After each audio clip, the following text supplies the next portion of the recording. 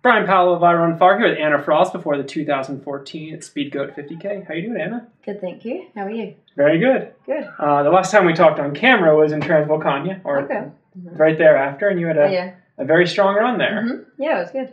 What you been up to since?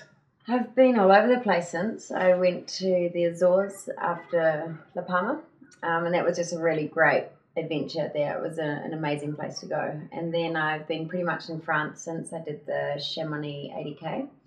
It was a really great month of training there on the course, which was wonderful. A stunning course. Just really hard. So I had a solid race. I felt pretty solid the whole way through the race. It was just long and tough. The gap stayed about the same between me and Emily and me and the girls that were sort of changing in third. So it was a pretty comfortable day, and I recovered pretty quickly. Since then, it's just been like a chaos with going to Killian's Classic and then travelling to Hard Rock and then pacing and not sleeping and travelling and running and or not running, it feels like. So, so now we're here. That seems like it was shocking to hear you say you had a month of training in Annecy. I know. One place, training consistently. Yeah, it was really nice. Yeah.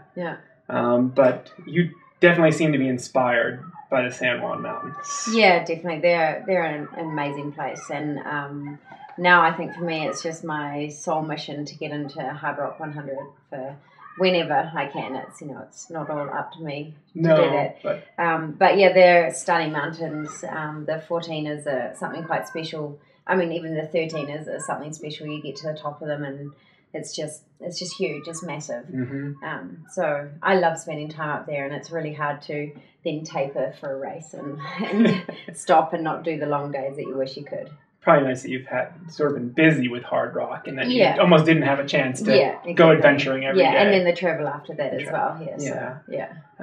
But you're feeling sort of, are you going to get a chance to rest to sort of catch up before Speedgoat? Yeah, I am. I feel like I haven't actually trained for Speedgoat. I feel like I've been kind of travelling and resting and doing a bit of running, but nothing very specific for Speedgoat. So I don't feel as prepared as I probably could be or should be. But I feel happy and healthy, and I'm here, and that's the main thing.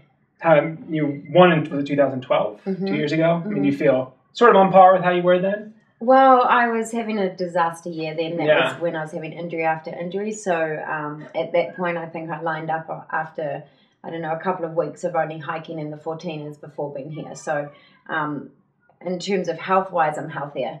But in terms of what actual fitness I'm at for this distance and speed of the course and the intensity it's going to need with the strong girls that are going to be racing, it will be different. So. Speaking of the strong girls racing, there's a couple out there, Casey Enman and Ellie Greenwood in particular. It's going to be fantastic to race them, and I guess for me that's why I race, is to have competition to race against. I mean, it's fine, it's nice going to a race where you don't have pressure and you can get a good placing, but really what drives me to be competitive and to race is to line up against really competitive girls.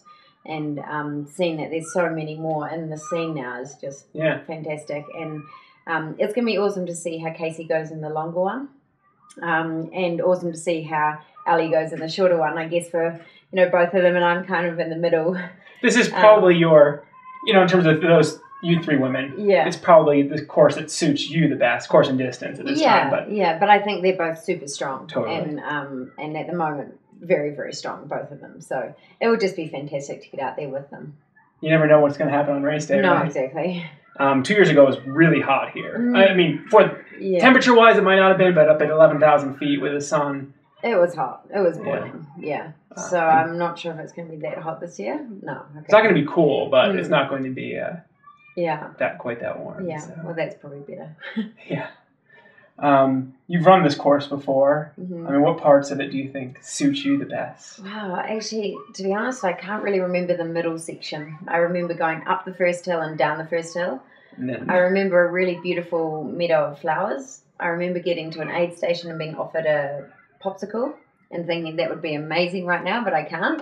I remember going through a tunnel. I remember going down a hill and seeing other people going up the hill, thinking I've got to go back up that hill, and then coming back down the hill and to the finish. So there's something in the middle I've missed, but I think the whole race is hard because you've got a steep, hard climb after a long downhill and again. So I think that's the hard thing, is getting your legs moving. And you can't go slowly either. It's a quick transition. That's a good way to look at it, because, I mean, there are some really steep hikes on this course.